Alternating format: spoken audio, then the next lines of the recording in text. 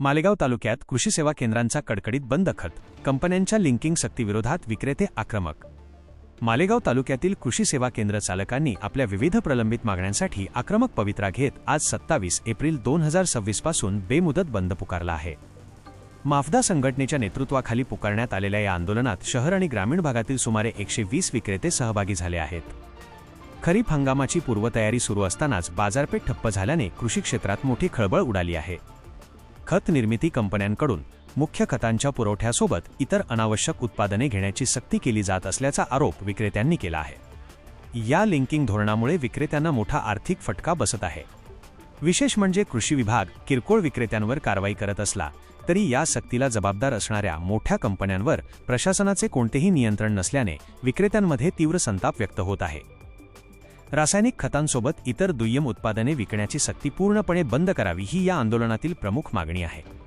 तसेच सीलबंद बियाणे किंवा खते तपासणीत नापास झाल्यास केवळ उत्पादक कंपन्यांना जबाबदार धरण्यात यावे आणि विक्रेत्यांना या प्रकरणात केवळ साक्षीदार मानावे अशी भूमिका संघटनेने मांडली आहे.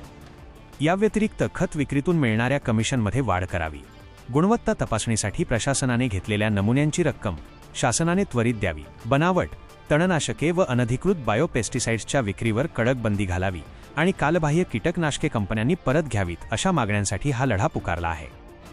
या आंदोलनामुळे सध्या बियाणे आणि खते खरेदीसाठी येणाऱ्या शेतकऱ्यांची मोठी अडचण होत आहे.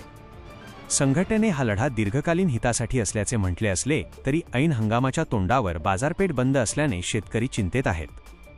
जोपर्यंत शासन आणि प्रशासन या मागण्यांची दखल घेऊन ठोस निर्णय घेत नाही तोपर्यंत दुकाने उघडणार नाही असा इशारा मालेगाव कृषी व्यावसायिक संघटनेने दिला आहे. आता सरकार या प्रकरणी काय मध्यस्थी करते याकडे सर्वांचे लक्ष लागले आहे. वाशिम जिल्हा प्रतिनिधी जावेद भवानीवाले.